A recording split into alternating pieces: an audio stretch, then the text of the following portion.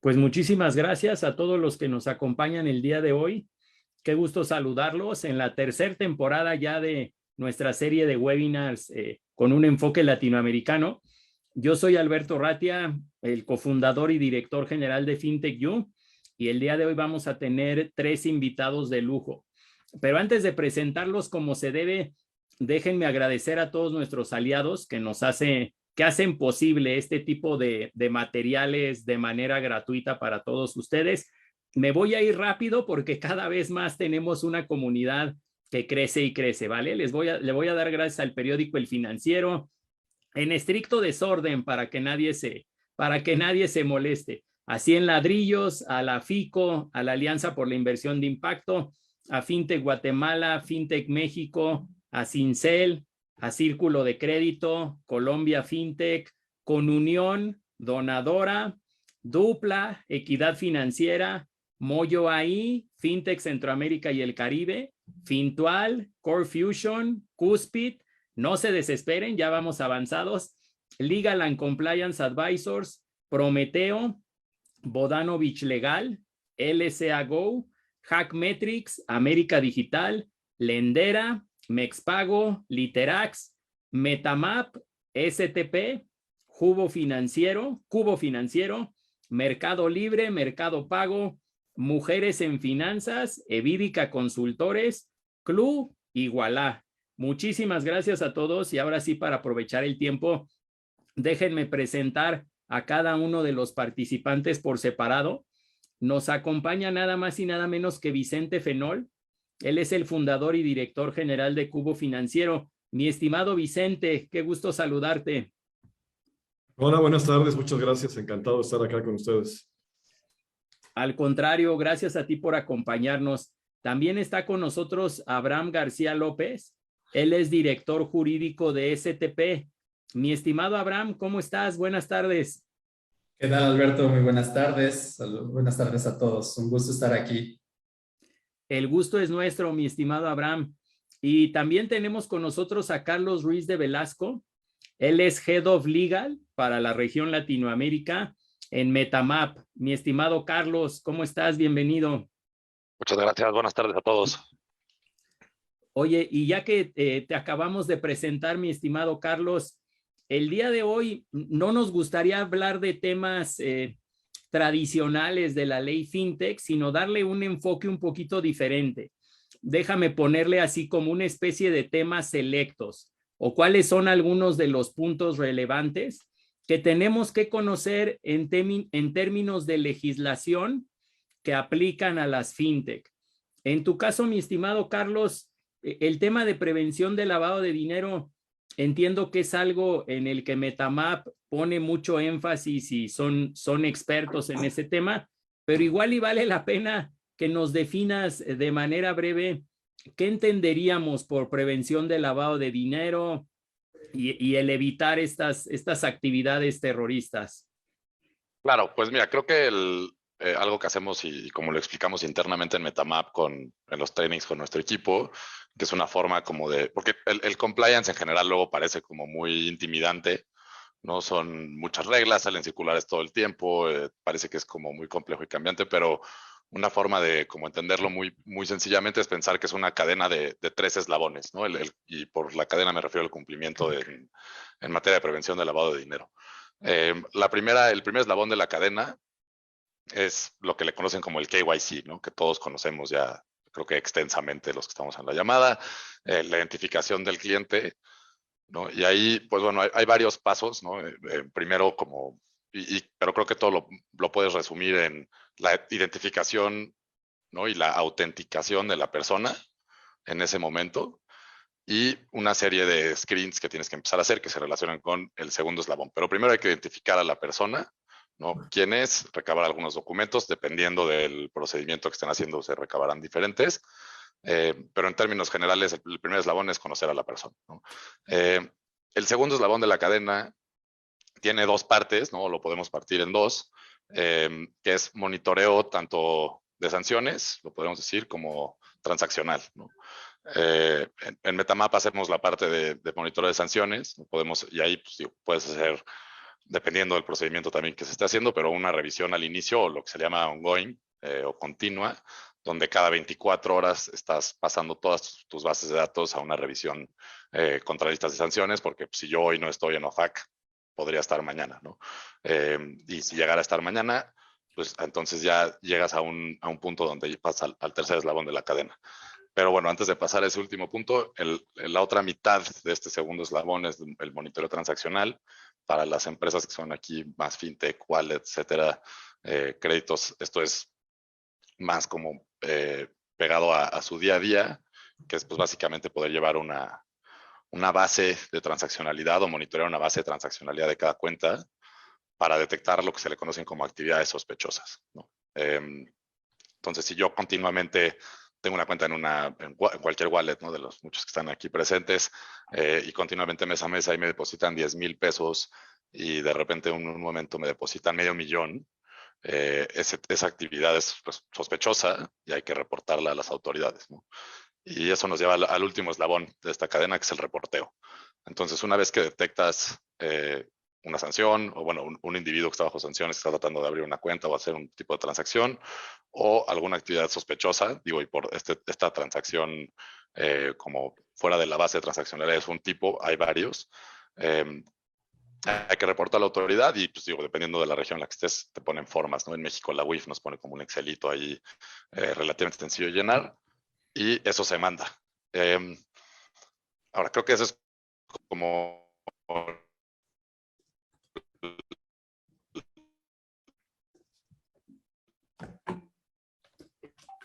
lo más como resumido que lo puede ser y bueno, creo que en el pasado ha habido muchas formas de hacerlo.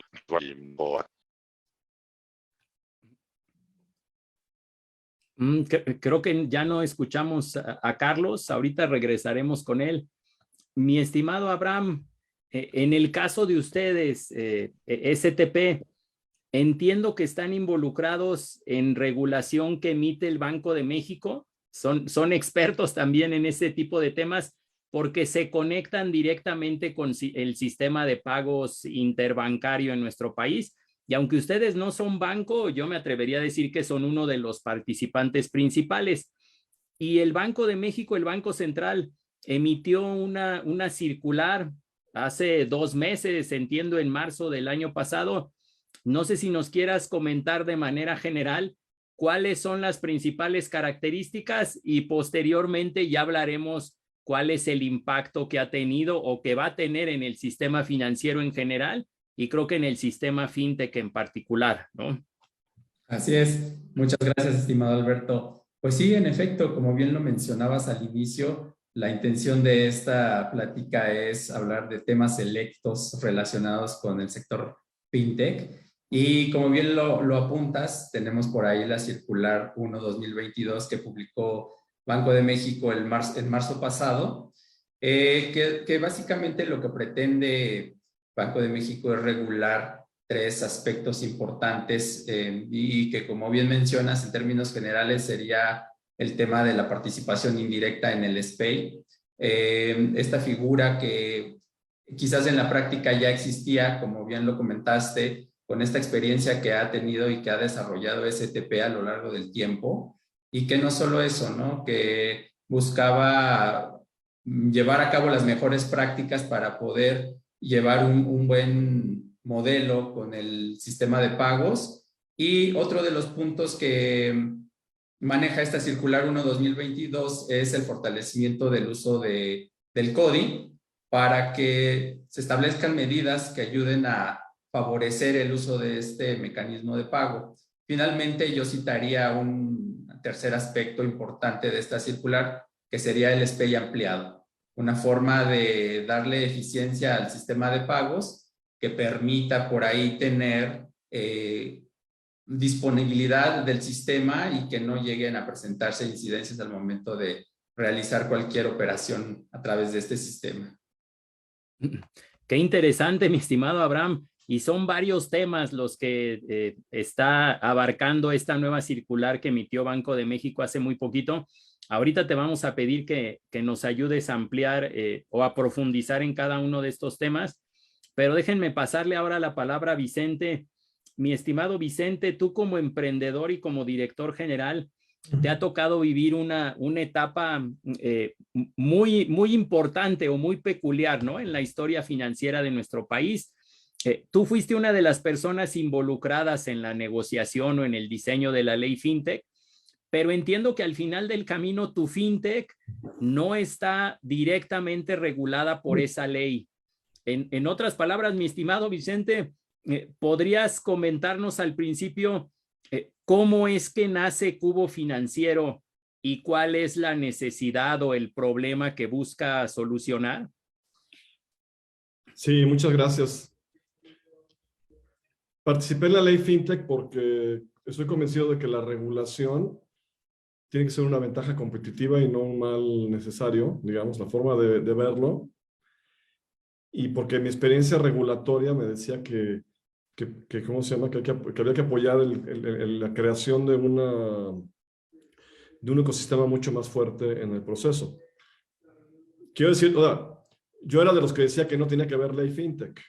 O sea, mi opinión era de que cambiando algunos artículos de un par de otras leyes, se pudo haber creado el concepto de lo que México necesita. ¿Por qué? A ver, o sea, yo vengo del sector regulado. Yo fundé una empresa que se llama Fincomún. Va a cumplir 29 años la empresa. O sea, yo tenía 27, 28 años cuando hicimos esa empresa. Y nació como una unión de crédito. Y luego la convertimos en la primera SOFIPO de México. O sea, ayudé a crear la ley de ahorro y crédito popular. Y esa empresa se convirtió en la primera SOFIPO de México. Y luego yo dejé esa empresa y se me ocurrió la idea de crear una empresa con base tecnológica. No puedo decir que soy fintech porque si no me va a multar la bancaria porque dice la ley fintech que solamente las CIFTES y las crowdfunding. Somos una empresa de tecnología, una SOFIPO que usa la tecnología para dar servicios de super excelencia. Entonces, Cubo nace con la idea de prestar servicios financieros lo más integral posibles a segmentos de clase media y clase media baja de México, con la idea de mejorar la calidad de vida de las personas.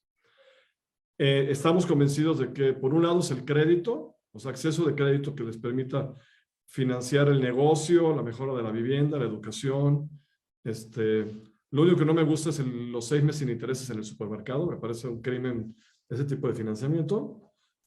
Estamos convencidos de la necesidad de crear patrimonio a través del ahorro, que la gente construya patrimonio a través de ahorro, y que el precio de estos dos productos sea muy justo. Y entonces, cómo a través de la tecnología reducimos los costos de operación y nos permite cobrar menos en el crédito y pagar mejor en los depósitos. Y luego lo complementamos con servicios financieros adicionales, que al rato pues serán el pago de la luz, el teléfono, ¿no? Etcétera. Entonces, la idea de Cubo es crear ese concepto de una solución financiera integral que resuelva el 90% de las necesidades del día a día de las personas físicas de México. Fundamentalmente en ese tema de clase media, media y media baja. La ley de ahorro y crédito popular, donde se rigen las SOFIPOS, pues es súper completa. Entonces, somos SOFIPO porque nos permite captar, tenemos una cuenta vista que paga intereses, tenemos plazo fijo que también paga intereses, tenemos la tarjeta de débito. Entonces, es que ya puede, o sea, lo que hace una IFPE lo puede hacer la SOFIPO. Entonces, y podemos ser más, esa es la ventaja. Podemos prestar, tenemos decenas de miles de préstamos, y estamos empezando a incorporar otros productos que nos permiten la regulación.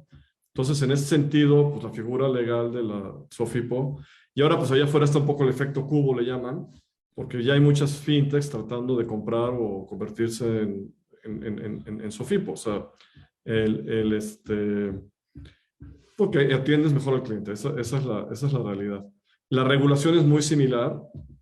Ahorita que platicaba ¿cómo se llama? Carlos, por ejemplo, todo el tema de KYC y de PLD, pues lo tenemos que aplicar igual. O sea, tenemos reglas idénticas al resto del intermediario financiero, ¿no? Y eso pues hay que hacerlo y es una ventaja. O sea, yo sí considero, sí hay cosas que estorban, pero poquito.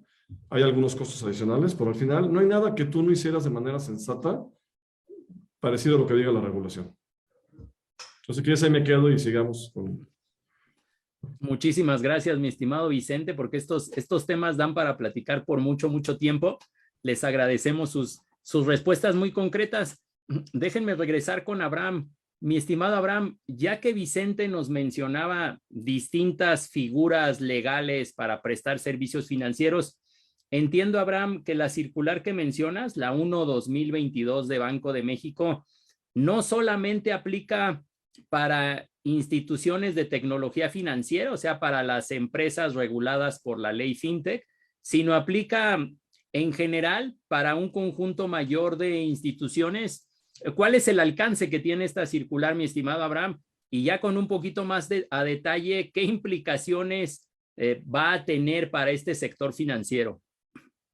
Claro, sí, mira, yo creo que ahí habría que puntualizar que la aplicación sí es directamente con los participantes en el SPEI y vaya, dentro de estos participantes se encuentran entidades reguladas, ¿no? Bancos, nosotros que somos una institución de tecnología financiera y indirectamente les aplica a todas estas entidades financieras que mencionabas, ¿no? A estas entidades financieras que pueden realizar transferencias de fondos, por ejemplo, para el tema de la participación indirecta, que es uno de los puntos que se mencionan. Entonces, el impacto es, me parece que controlado por parte del Banco Central, en el sentido de saber la forma en la que pretende que también los usuarios finales, al final del día, el mexicano, las personas que tenemos acceso a este sistema, que tengamos de cierta forma los mismos beneficios que aquellos que utilizan el sistema de pagos a través de un banco, ¿no? Por citar de alguna forma cómo se aplicaría, y a lo que me quiero referir es que cuando hablamos de un participante indirecto, pueden ser las instituciones de fondos de pago electrónico quienes podrían fungir como participantes indirectos, ¿no? Entonces, lo que busca justo esta regulación, esta circular, es que los usuarios finales, estos clientes finales, cuenten con las mismas medidas de protección y niveles de servicio que aquellos que son clientes directos de los participantes, ¿no? De los participantes directos. Entonces, estas instituciones de tecnología financiera, incluido también, bueno, aparte de las SOFIPOS, pues también tienen un impacto porque una de las características de esta circular es que debemos de prestarles el servicio de participación indirecta a clientes que puedan realizar esas transferencias de fondos, ¿no? Entonces, sí tienen un impacto indirecto, sí requieren por ahí seguir cumpliendo con todo lo que hoy en día ya hacen en materia de seguridad, en materia de identificación, de acuerdo con lo que comenta Carlos, con lo que ya realiza Vicente. Entonces, toda esa parte, digamos que se formalizó. Hoy en día ya tenemos que establecerlo en un contrato de prestación de servicios de participación indirecta. Entonces, es darle formalidad a lo que ya venían haciendo, ¿no? Porque me queda claro que estas instituciones ya lo hacían, lo hacían con bastante seriedad y ahora es formalizarlo, tener un panorama escrito y que le dé seguridad a todos, ¿no? Sobre todo al sistema de pagos, para que pueda seguir funcionando como hasta ahora lo ha hecho, de manera tan eficiente y complementando con el tema del cobro digital, el uso de CODI. Estas medidas que se establecen en esta circular, pues pretenden que se amplíe su uso, que genere confianza en el público, que lleve a cabo más operaciones y que vaya creciendo poco a poco este ecosistema, ¿no? Entonces, para reforzar este uso de CODI, pues también está el tema del SPEI ampliado, que es otro de los temas que se regulan aquí. Entonces, me parece que indirectamente sí les aplica a todas estas instituciones y pues bueno, no es algo de qué asustarse, no es algo de qué preocuparse. Yo creo que siempre hemos estado acostumbrados a dar cumplimiento a las regulaciones que dictan nuestras autoridades y pues bueno, vamos para allá, ¿no? Para cumplir con ellas y hacerlo lo mejor posible. Excelente, Abraham. Déjame hacer un último comentario y ahorita regresamos contigo. Para una institución de fondos de pago electrónico, entiendo que hasta el día de hoy utilizan los servicios que tú representas de STP porque STP les permite identificar de manera automatizada los depósitos que reciben de sus usuarios.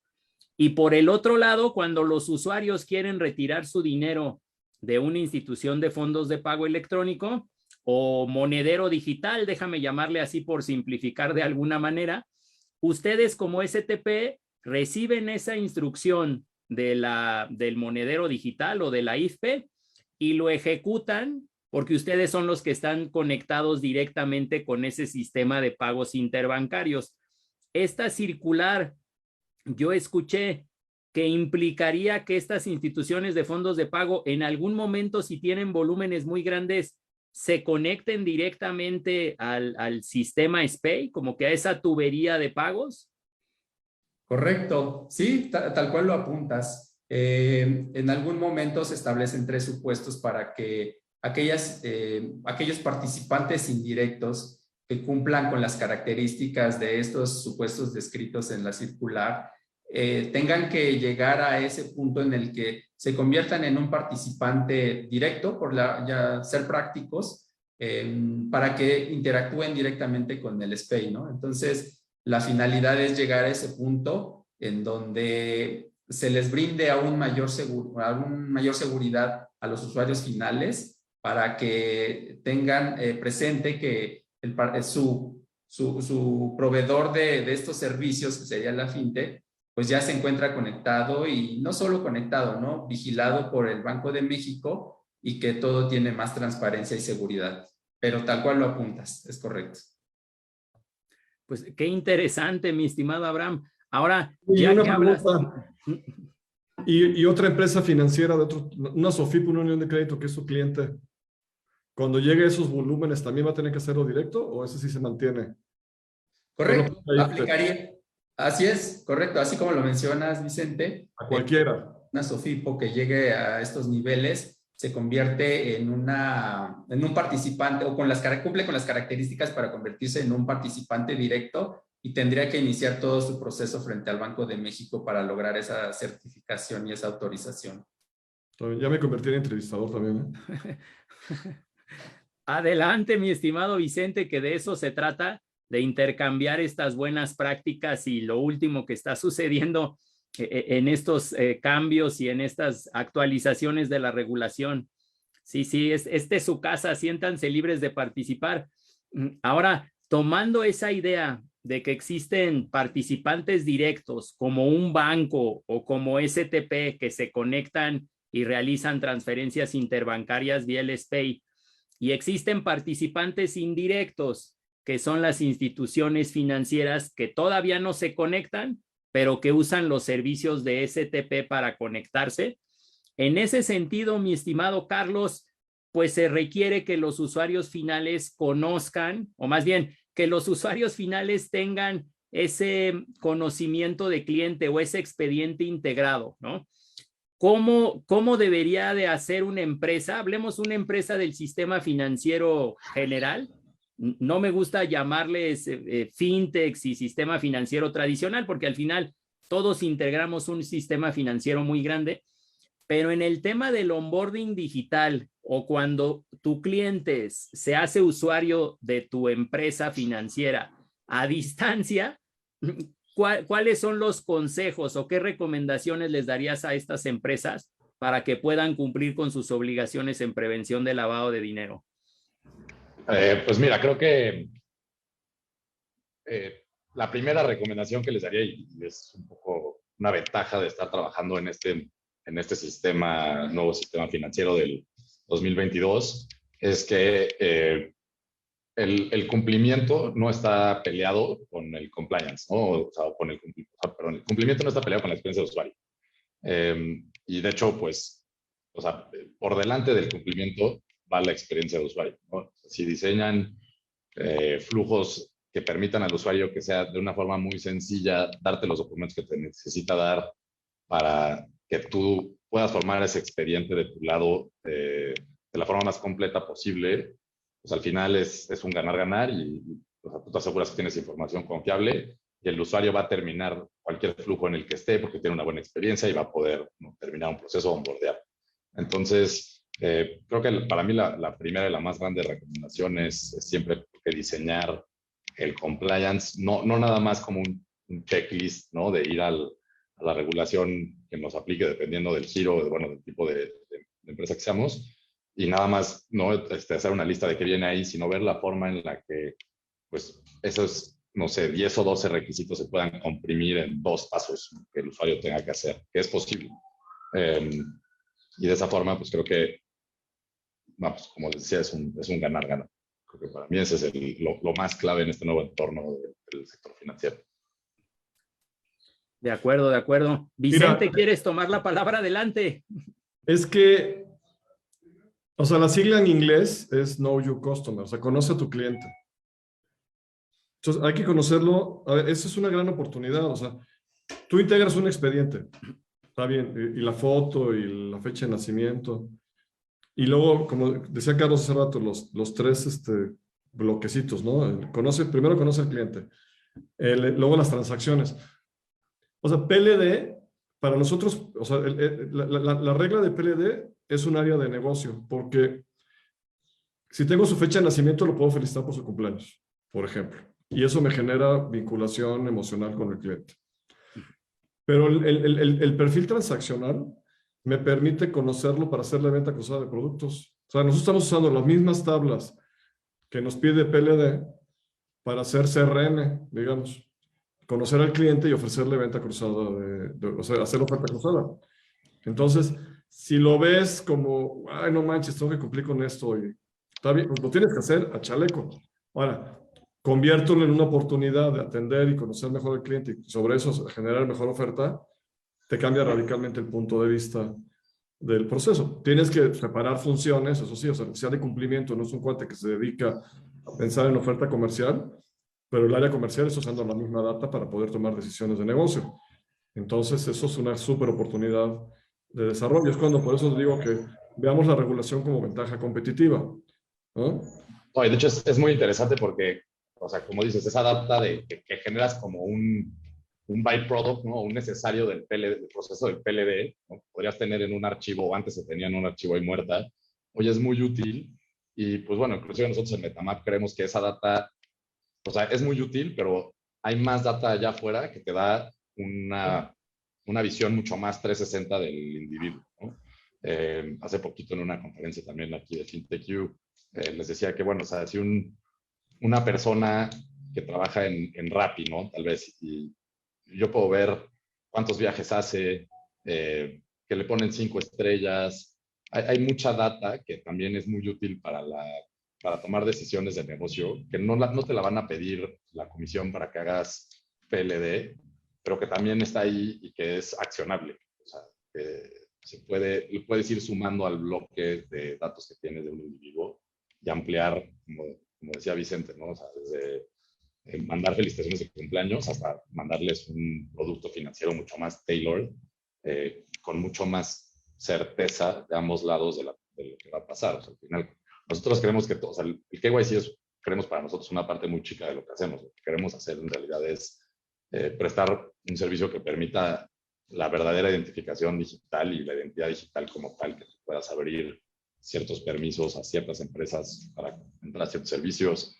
Y pues todo esto que es un poco, también viene con la web 3 y otras cosas que son más abstractas.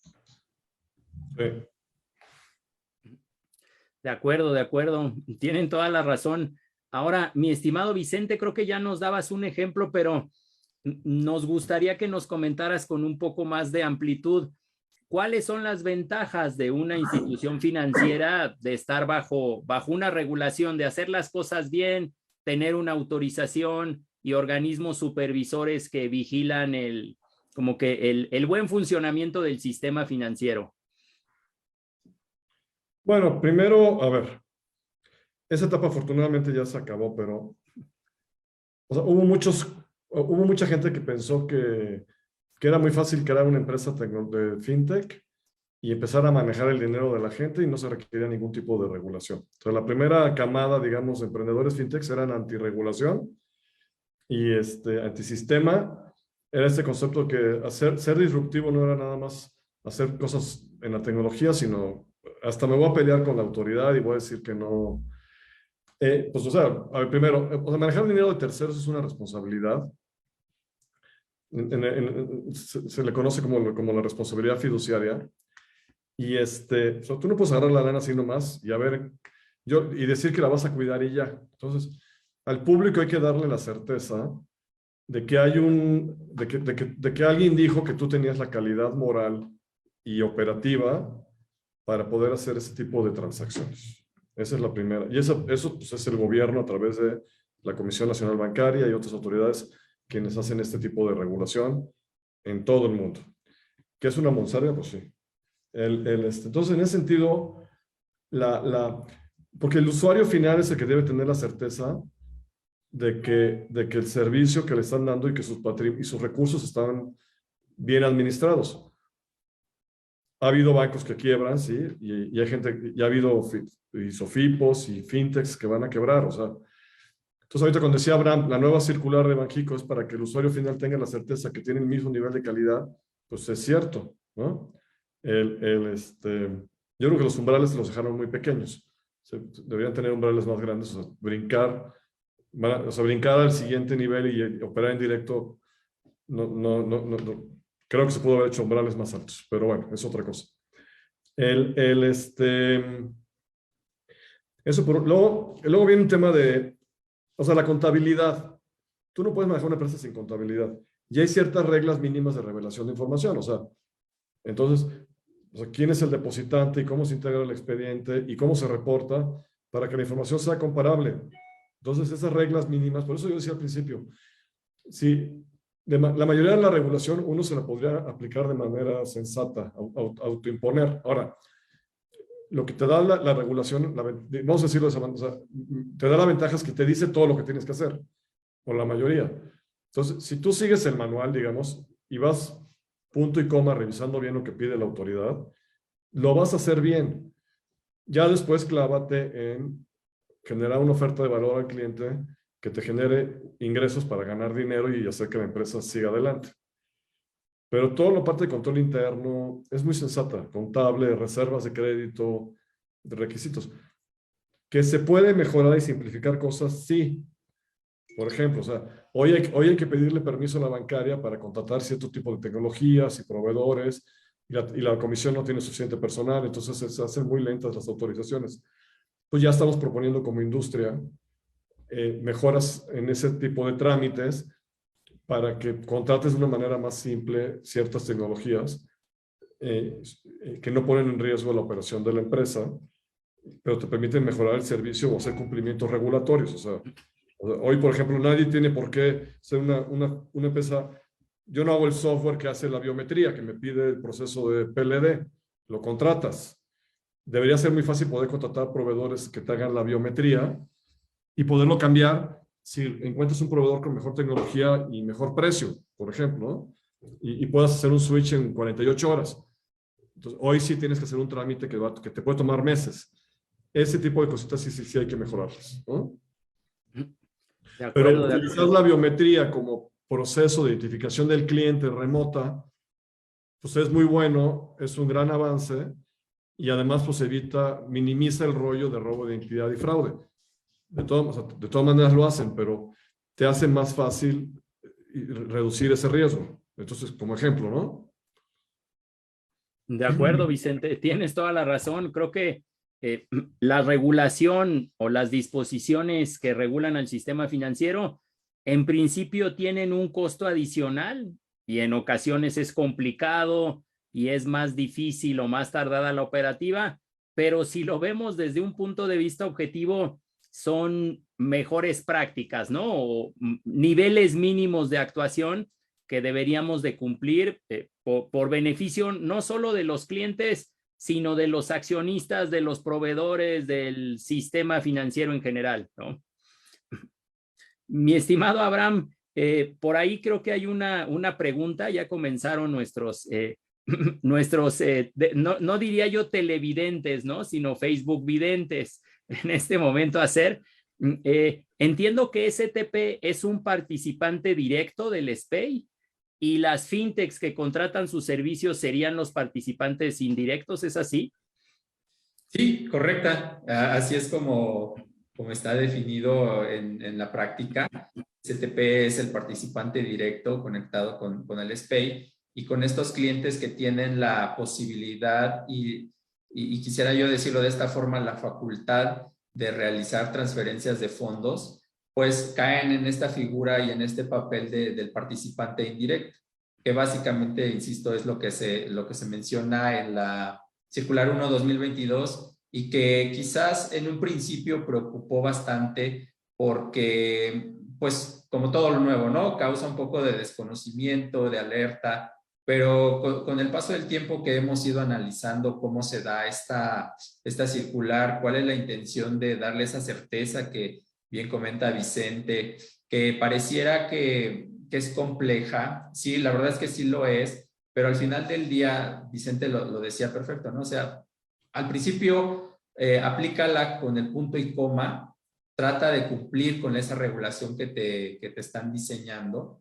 y va a ser sencillo aplicarla, ¿no? Estamos nosotros en ese proceso para poder brindarle a nuestros clientes justamente esa tranquilidad de que esta transición va a ser lo más práctica posible para que podamos cumplir todos, ¿no? No solamente STP por ser el participante directo, sino también ellos por ser participantes indirectos y que vamos a ir de la mano, ¿no? Aquí valdría la pena comentar cuando hablábamos de los supuestos en donde existen los niveles que se superan, pues aquí en STP, el grupo empresarial que se tiene, pues no solo es ser el participante directo que es STP, sino también tenemos a la empresa hermana LG, que es una empresa que desarrolla el software, ¿no? Entonces, eso también podría facilitar esta transición, ¿no? O sea, el servicio que provee STP es bastante integral porque no solo es la participación indirecta, sino llegado el momento en el que nuestros clientes tengan que convertirse en esos participantes directos,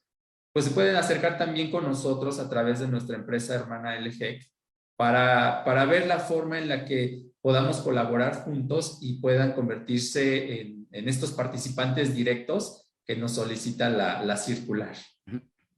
Qué interesante, mi estimado Abraham, y tienes toda la razón, porque entiendo que la historia de STP nace siendo ustedes, digámosle así, los facilitadores de los bancos para que algunos de los bancos no tengan que desarrollar el software internamente para operar SPEI o para conectarse en SPEI, ¿no? Entonces, si alguien quiere o necesita por ley conectarse directamente al SPEI, ustedes le pueden proporcionar el software.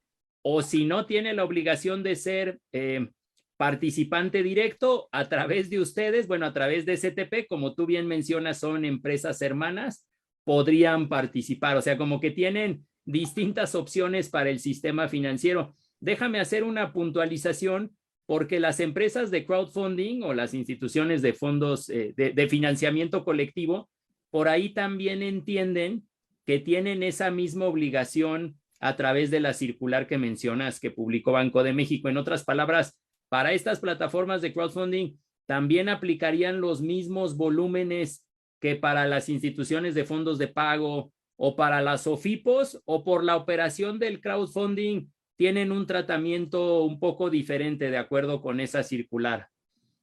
Correcto. Pues bien, mira, tal cual lo apuntas, hoy en día la circular como está redactada, lo deja abierto, ¿no? Deja la interpretación si las crowdfunding tendrían que encuadrar también en esta figura por el hecho de ser entidades financieras. Sin embargo, cuando estuvo el periodo de consulta pública que permite el Banco de México respecto de estas circulares, el gremio de crowdfunding presentó esta consulta con el banco, ¿no? Oye, de acuerdo a la operativa que yo tengo, pues no es un esquema que encuadre al 100% en la participación indirecta. Entonces ellos consultaron, nos aplicaría, ¿qué va a pasar con nosotros? Porque a nuestro juicio, pues no aplica, ¿no? Así lo manifestaron a través de su asociación. Al parecer, dentro de las pláticas que se han tenido, a puntos de aclaración que se han tenido con el Banco Central, pues sí han ahí dejado ver que en estricto sentido no les aplica a las crowdfunding, ¿no? Por el modelo de negocio que tienen, en donde ellos no hacen Lo mismo que por ejemplo, que una institución de fondos de pago electrónico, ¿no? Entonces, sí, pareciera que para ellos no va a aplicar la participación indirecta y en general, pues todos estos niveles de los que hablábamos, ¿no? Estos 3 supuestos en donde se superan ciertos límites y hay que convertirse en participante directo.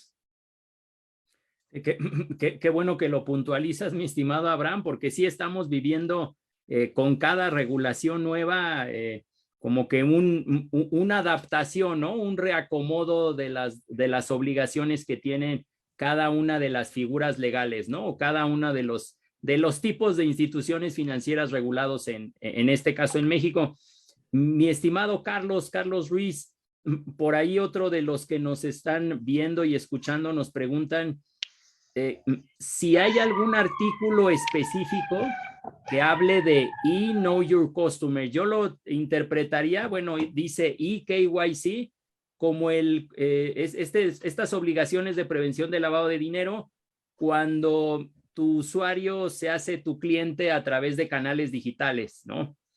Claro, sí, pues hay varios, dependiendo del sector en el que estés, ¿no? Si mal no recuerdo, creo que están entre el 310 y el 315 de la CUB, por ahí el 58 de la ley de FinTech, que a su vez salieron varias disposiciones secundarias, que llegaron a una disposición que salió en octubre del año pasado, donde por primera vez ya nos definen a los proveedores como nosotros, como canales de inducción, y se define un poquito más el proceso del eKYC. De hecho, es en el anexo 1 de esas disposiciones de octubre del año pasado, que emitió la comisión.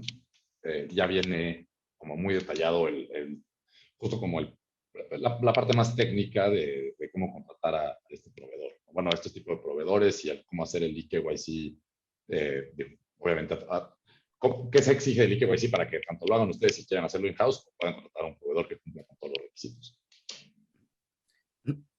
Muy bien, mi estimado Carlos. Vicente nos comentaba hace unos momentos sobre el tema del onboarding digital o este reconocimiento biométrico para comprobar que la persona que se está haciendo cliente de una institución financiera, pues es la dueña de esa credencial de lector o ese documento de identificación. En el caso de ustedes de MetaMapp, ¿cómo facilitan ese proceso para validar que la persona es la misma, que los datos o los documentos que está proporcionando a través de su celular o a través de una laptop? Claro, de hecho es como la pregunta fundamental, ¿no? Que estamos tratando de contestar en MetaMapp, que es cómo sé que tú eres tú cuando estás en línea, ¿no? Y pues al final es una conjunción de muchos procesos. Creo que en nuestro proceso de KYC estándar tenemos algo así como 18 procesos que corren durante el flujo de verificación, entonces, que van desde buscar elementos de seguridad de las credenciales, obviamente OCR, extraer la data, ir a las bases de datos, confirmar los datos biométricos, tanto de la persona del que está tomándose una foto, una selfie, un video con la credencial, como en donde es posible, pues acceder a los datos biométricos en bases de datos del Estado, etc. Entonces, bueno, tratando de dar la más información posible, pero con eso creemos que nuestros clientes, ¿no? Las instituciones pueden llegar a este grado de certeza necesario que te pide la ley para poder tú efectivamente determinar que yo soy quien digo, yo soy Carlos, ¿no? en línea y dar el servicio. Pues muy bien, mi estimado Carlos, creo que el desarrollo de esta industria se debe no solamente a las instituciones financieras como tal, sino a los proveedores de tecnología, como es el caso de MetaMapp. Sí, de hecho, perdón, es lo justo que estaba pensando, porque es muy interesante que estemos aquí como los tres, creo que un poco los tres lados de la mesa, por así decirlo, ¿no? La institución, una empresa infraestructural que también actúa como institución como es STP y nosotros como proveedores. Pero bueno, creo que Vicente y Abraham podrán cada quien decirlo de su trinchera, pero creo que si hacemos un poco zoom out, estamos como de cierta forma en México tropicalizando tendencias que vienen de otras regiones como Open Banking, con PSD2 que salió en Europa y hacemos como nuestra amalgama, pero si haces zoom out creo que vamos en esa dirección y estamos adaptando muy a nuestra manera estos nuevos procesos y cada pues cada ladito, ¿no? Los proveedores, las instituciones, el gobierno, todos van jalando un poco en esa dirección de adoptar estas regulaciones que ya son ventajas competitivas, como se avisen. Sí, sí, cada vez se ve con más ventaja esta oportunidad de volverte usuario, volverte cliente a distancia, ¿no? Déjenme preguntarle ahora a Vicente, mi estimado Vicente, después de haber vivido estos 2 años de distanciamiento social, por no utilizar otros términos más negativos, ¿tú cómo ves el sistema financiero? ¿Qué es lo que se viene para este 2022 en adelante? Tal vez hablando específicamente de Cubo Financiero o en general, si quieres.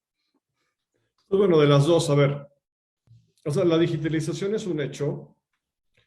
Digo, a ver, nosotros nacimos empezamos a operar hace 8 años digitalmente con una circular de PLD que no lo decía expresamente, o sea, hablaba de una entrevista personal y por personal no se podía entender que fuera presencial, y entonces con esa lógica nosotros hicimos nuestra empresa digital y funcionó muy bien y así fuimos autorizados. O sea, nuestro plan de negocios, o sea, cuando nosotros nos autorizaron a Sofipo, pues hubiéramos ido a un sandbox, pero no existía el concepto. O sea, nos fuimos por ahí porque es la figura que dominábamos y era la que permitía hacerlo de manera muy clara. Inclusive Cubo nació haciendo crowdfunding. O sea, nosotros, la regulación actual permitía hacer algo similar al crowdfunding y lo estuvimos haciendo, hicimos miles de transacciones bajo esa lógica. Luego decidimos cambiar por cuestiones de escalabilidad, que nos gustaba más hacer otras cosas, ¿no? Pero, entonces, a ver, pues pandemia sí vino a demostrar que eso es escalable. O sea, eso sin duda. Y eso va a continuar y la gente va a seguir haciendo adquisición y onboarding digital. O sea, hoy abrimos más cuentas que durante la propia pandemia. También pandemia pues ayudó a que la bancaria o sea, la circular de PLD ya había salido justo un poquito antes de la pandemia, pero permitió que sacaran unas circulares temporales y también en nuestro caso, por ejemplo, pues quedó parecido como está en la banca con los 4 niveles de cuenta. No se llaman así, pero digamos que tenemos una cuenta simplificada y una cuenta, o sea, nivel 2, 3 y 4. Entonces, en ese sentido, y la regulación ya está ahí y permite pues abrir cuentas. O sea, nosotros tenemos o sea, hoy nuestra app, la cuenta básica, o simplificada, en menos de 5 minutos una persona ya tiene una cuenta abierta. Y cuando la acaba de abrir, tiene una cuenta de STP, porque yo opero con ellos, y tiene una tarjeta de débito con Visa digital. O sea, inmediatamente puede empezar a transaccionar. O sea, esa mejora regulatoria se dio durante la pandemia, y eso pues, está cambiando el modelo de negocios de manera muy importante. Y nos permite hacer préstamos de baja cuantía yo no lo hago porque no me gusta el riesgo, pero podríamos dar préstamos sin pedir la INE. Luego a partir de 21,000 pesos más o menos, o sea, 3,000 UDIs, ya te metes al proceso del onboarding digital con la videollamada y ya está la circular para hacer el video selfie. O sea, ahora falta que la bancaria autorice el procedimiento, pero ya se dio un brinco cualitativo importante. O sea, muy pronto va a haber 24/7 totalmente autoservicio. O sea, hoy si nosotros, o sea, no porque no tenemos un empleado a las 3 de la mañana los domingos abriendo cuentas, pero si uno quisiera, podría ser 24/7, con un proceso de una videollamada al estilo de lo que estamos aquí haciendo ahorita. Pero pronto viene un brinco grande porque ya se integró el video selfie. Y además se creó un umbral intermedio de cuentas con ciertas características que simplifica el expediente. Entonces, sí, pues yo creo que sí viene un cambio importante en la manera de ofertar los servicios, y eso se convierte en una oportunidad de generar ofertas bastante integrales a la gente, ¿no? Entonces está padre. O sea, nosotros estamos muy emocionados con lo que viene. Y en esta crisis financiera global que se está dando, hay una mega oportunidad de utilizar esta digitalización para dar mejores servicios financieros. O sea, porque pues muchos chavos van a dejar de ahorrar en criptos. Pues pueden ahorrar en plazo fijo, ¿no? O sea, va a pasar. O sea, ¿no? Sí, la manera de consumir o de utilizar servicios financieros se ha demostrado en esta época de pandemia que tiene gran ventaja realizarlo a través de canales digitales, ¿no? Tienes toda la razón, mi estimado Vicente. Por aquí hay una o dos preguntas, mi estimado Abraham, y creo que habrá que aprovechar que tú eres conocedor en temas legales. Por aquí algunos de los que nos escuchan y nos ven nos preguntan, oye, ¿cómo es que STP, que es participante del SPEI, puede ofrecer una cobranza personalizada a sus clientes? Y entiendo que no solamente ustedes tienen clientes sistema financiero tradicional, ¿no? Inclusive tiendas departamentales, escuelas, cualquier empresa que necesite realizar una identificación de su cobranza de manera muy eficiente puede acercarse con ustedes, ¿no? Pero, ¿qué les permite? No sé si hay una regulación, una circular que les permita asignar cuentas claves a cada uno de los clientes finales de estas empresas, ya sean sector financiero o sector empresarial, déjame llamarle así.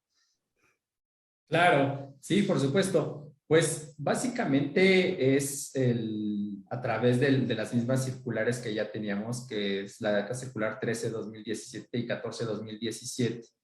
Y yo creo que haría énfasis de qué es lo que nos permite hacerlo, la tecnología con la que cuenta STP.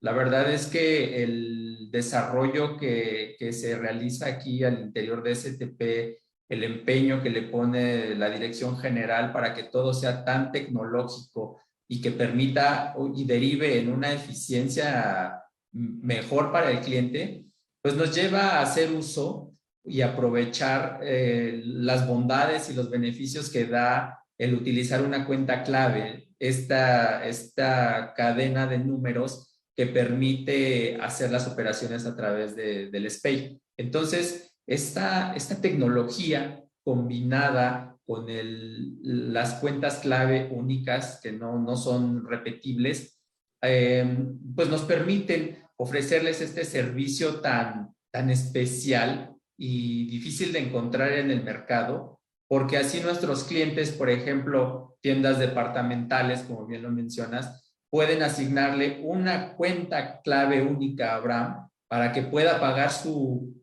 tarjeta de algo, ¿no? O bien a una escuela para que al hijo de Abraham le puedan asignar una cuenta clave en donde va a pagar la colegiatura, ¿no? Pero además, si tengo 3 o 4 hijos, pues bueno, cada uno tendrá una propia clave de ser posible para que no haya confusión entre mi hijo 1, el 4, el 5 y crear una confusión, ¿no? Entonces, yo diría que es la tecnología combinada con las disposiciones que permiten el uso de las cuentas claves lo que le dan este éxito a STP. Mi estimado Abraham, la verdad es que nos hemos pasado junto con Vicente y con Carlos casi una hora hablando de estos temas bien interesantes y de actualidad. El tiempo ya por ahí se nos está acabando. Yo creo que ya es momento de pedirle a alguno de los tres, y yo creo que empezando contigo, mi estimado Abraham, ¿hay algún tema que creas que por ahí se nos haya pasado tocar en este webinar, o alguna conclusión final que nos quieras dejar, por favor? Muchísimas gracias, estimado Alberto. Sí, en efecto, me parece que coincido completamente con Vicente y con Carlos, en el sentido de que la tecnología hoy en día nos está permitiendo tener menor contacto, realizar todo a distancia, desde este tipo de pláticas hasta abrir una cuenta, ¿no? Entonces, yo creo que un ejemplo claro de este tipo de distancia y aún así seguir realizando operaciones con dinero es el CODI, porque al final del día CODI nos permite interactuar a distancia, enviar un mensaje de cobro para que no haya un contacto directo con las personas ahora con esta pandemia. Entonces yo creo que la tecnología, como bien lo citan, sí es muy importante y seguirá creciendo. Y yo creo que pues en general los mexicanos tenemos que aprovechar estas tecnologías que tenemos a nuestra disposición y pues bueno, hacer más uso de CODI para que podamos evitar cualquier contagio, ahora que es el tema de moda, pero no solo eso, ¿no? Seguir teniendo nuestro dinero rápido y de forma eficiente. Yo creo que sí es importante que le demos más impulso al uso de CODI. Muchísimas gracias, mi estimado Abraham. Carlos, ¿algún mensaje, alguna conclusión o algún tema que nos haya faltado de tocar en este webinar? No, creo que tocamos mucho igual. Nos quedamos un poco igual, Vicente y yo nos robamos un poco el micrófono, pero pues nada, creo que para mí es muy interesante desde MetaMap, como estamos moviendo este problema de la identidad de manera global. Es muy interesante ver cómo en México estamos adaptándonos a resolverlo y cómo, bueno, como les decía, ¿no? Desde las distintas trincheras estamos interactuando, y creo que mi mensaje o mi conclusión después de ver dónde está STP y dónde está Cuba y Vicente, es que, bueno, lenta, pero seguramente creo que vamos en una buena dirección y bueno, creo que desde donde yo lo veo, el sector está sano y se vendrán años difíciles tal vez, pero mucho crecimiento, y creo que estamos avanzando hacia la dirección de donde debe ir el sector en beneficio de los usuarios. Muchísimas gracias, Carlos, también. Y te toca el turno de cerrar, mi estimado Vicente. Adelante, por favor. Gracias, Alberto. Pues yo diría dos cosas. Uno, respecto a nosotros, digo, estoy casi seguro que la mayoría de los que están viéndonos son digitales. O sea, el éxito de la industria, pues parte va a ser, muy importante es que en la medida que generemos escala, entonces, pues invitarlos a que sean clientes de nuestras instituciones, o sea, del mundo digital, de estas empresas de base tecnológica para servicios financieros, que nos ayuden a entender mejor las necesidades del mercado para desarrollar nuestros productos, ¿no? Y a ti, el equipo, felicitarlos por FinTechU. O sea, está chingón lo que están haciendo y, ¿no? Están ayudando a condensar mucho conocimiento, ¿no? y buenas prácticas de la industria, y felicidades por todo lo que han estado logrando, ¿no? Muchísimas gracias, Vicente, pero al contrario, gracias a los tres, porque si no fuera por ustedes, pues no existirían estos nuevos modelos de negocio digitales y todas las ventajas que nos ofrecen como usuarios, ¿no? Como clientes, para buscar tener al final una buena salud financiera y gozar de las ventajas que nos dan todos estos servicios. Muchísimas gracias a los tres. Yo soy Alberto Ratia. Nos vemos el próximo mes en el siguiente webinar. Cuídense mucho, que tengan buenas tardes a todos.